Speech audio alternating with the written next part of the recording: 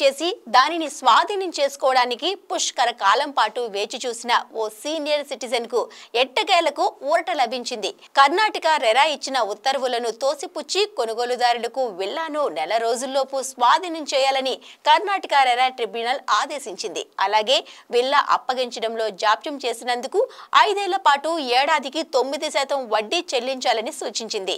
కర్ణాటకకు చెందిన దేవకి నందన్ అనే సీనియర్ సిటిజన్ 2012 సెప్టెంబర్ 6న విల్లా కొనుగోలుకు డెవలపర్ తో ఒప్పందం కుదుర్చుకున్నారు.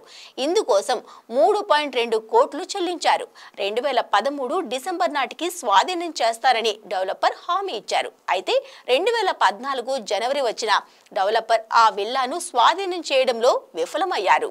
2014 నుంచి 2019 వరకు ఇన్నిసార్లు అడిగినా డెవలపర్ నుంచి సరైన స్పందన లేకపోవడంతో నందన్ రెరాను ఆశ్రయించారు. అయితే 2016లో రెరా చట్టం అమలుకు ముందు ఈ ప్రాజెక్ట్ పాక్షిక ఆక్యుపెన్సీ సర్టిఫికేట్ పొందిందని పేర్కొంటూ ఈ కేసును 2023 మే నెలలో కొట్టివేసింది. ఈ నేపథ్యంలో కొనుగోలుదారు కర్ణాటక రెరా ట్రిబ్యునల్ను ఆశ్రయించారు. రెరా చట్టం అమల్లోకి వచ్చినప్పుడు అభివృద్ధి పనులు ఇంకా అసంపూర్తిగా ఉన్నాయని, అవసరమైన ఆమోదాలు లేవని నందన్ వాదించారు. వాస్తవానికి ప్రాజెక్టులో 3/2 మాత్రమే పూర్తయ్యాయని డెవలపర్ కూడా అంగీకరించారు.